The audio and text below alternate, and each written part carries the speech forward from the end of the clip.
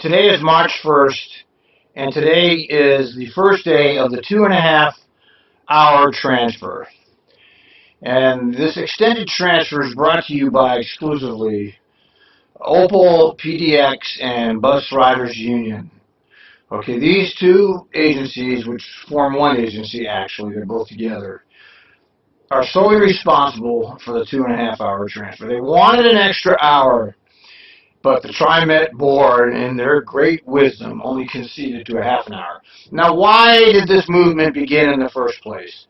What happened was, when Trimet got rid of those paper transfers and put in the ticket printers, they so-called equalized all the fares to 2 hours.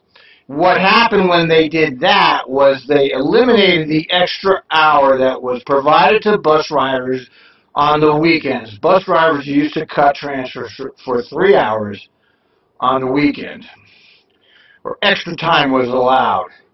And they did away with that when they put in the ticket printers. Hence, OPAL began this movement to restore that time. Now, this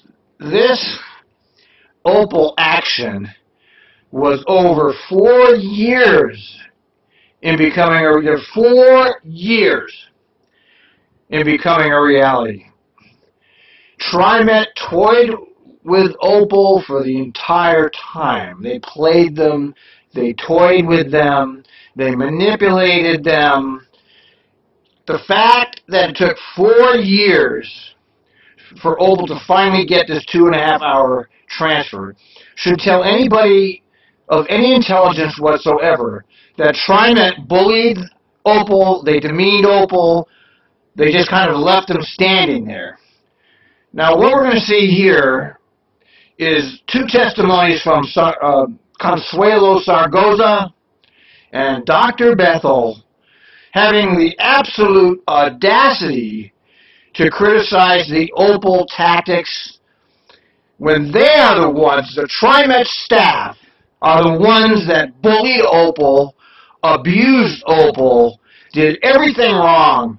But we're going to watch this now because this is why I can't stand watching this board of directors, because they are lying pieces of shit. They will only say things to support their general manager and their own cause. They're not truthful about anything. And here we watch them distorting the real truth about the whole situation with the transfer. We'll watch these two board members completely turning it upside down. The reality was they bullied OPAL, but they're going to turn it upside down here for the cameras. And the mainstream media won't mention it. I mean, Joe Rose made one little comment about it. The fact, you're talking to someone who's watched this from the very beginning, this was a 4-year process. You don't need any more evidence of the kind of fooling around that Trimet. The fact that they dragged it out 4 years puts all of the blame for all of the problems that happened strictly in Trimet's lap. Let's watch the hypocrisy of Zaragoza and Bethel. Community members from OPAL staff and others coming and not being willing to sit there and talk about not just what you needed or what you wanted or what the community needed or wanted, but what we needed to look at as an organization of Trimet. So where I'm very pleased, it's taken a very long time to get here, but also I think to go forward as a community and working with OPAL&BRU, we also need to make sure that that somehow is not repeated, but that the action is looked at in a different way, because I will sit here and tell you that sometimes I was at a point of frustration of saying absolutely not.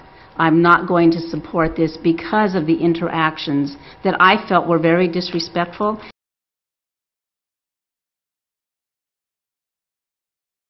And this is not to be pointing my finger at you, but this is to be telling you the way of engagement. And I know that's your work, so that's your advocacy organization, so I totally get that. And sometimes the interaction was not where it needed to be to try to get to the other side. So I am in support of this, absolutely.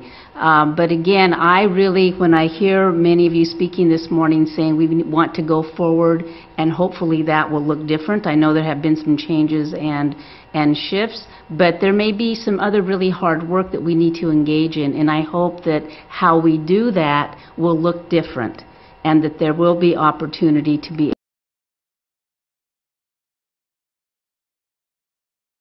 able to have fair disagreement, but really what is the outcome? What is the outcome that we're trying to get to? I echo some of the things that Director Consuelo said about the way the interactions went as we were discussing this.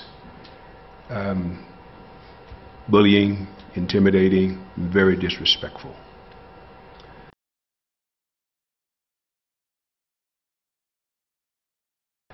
It did not endear you as individuals or your group to me as being one who really wanted to sit down and talk about issues, but as one who wanted to try to use force in terms of the tactics that you used to get us to see it your way and vote in your favor.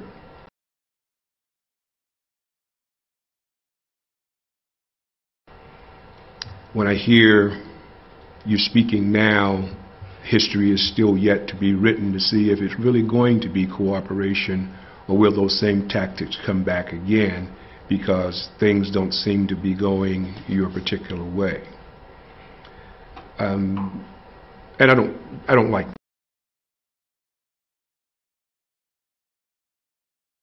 that. To be very honest, personally, I just don't like those types of things. I don't like just to say something because the moment looks like it's going to go a different way now. Maybe it's better for us to say we're going to work together and do that. I hope we can, as long as I'm on the board.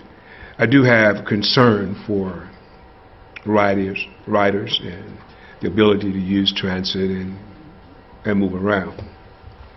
However, this is not a long-term situation, nor solution by extending the transfer time. The loss of revenue will have to be recouped in some way.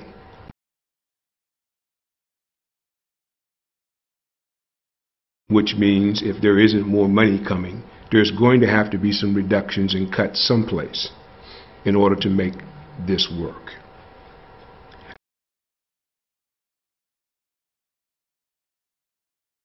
And those will be tough decisions.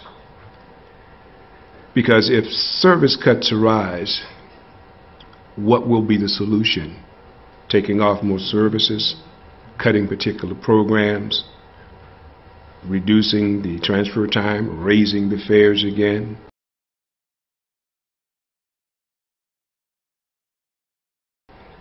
And as Director Stovall said, there is risk being taken because we don't know what's going to happen. And even though we look back and we can see from the paper that was given us how we were at one point, 2008, 2009, and where we are at 2014, a lot of things happened, and there, one of those things was known as a Great Recession, a Great Depression. And I don't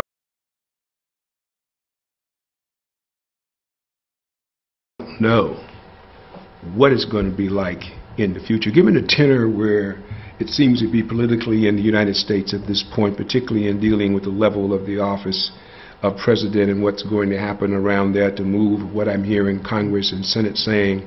I don't think it's going to get better. I think our worst days are yet ahead. And for that reason, I believe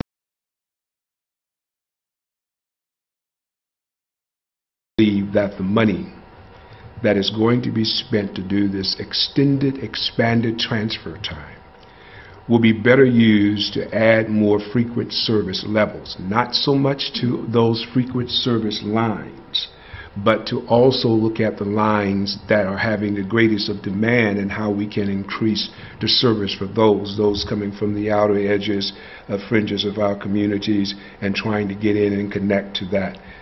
I also believe that we need, and we've taken steps to do that, of having a more reliable fleet, of having new buses and new cars that have come for the light rail is going to be something that I think will add to individuals being able to move around quickly and have more accessibility to the transit system. Therefore, for those reasons and many other reasons that I have not stated, I will be voting as it was from the beginning, no on expanding the transfer times. I have certain rules I live by. My first rule, I don't believe anything the government tells me. Nothing.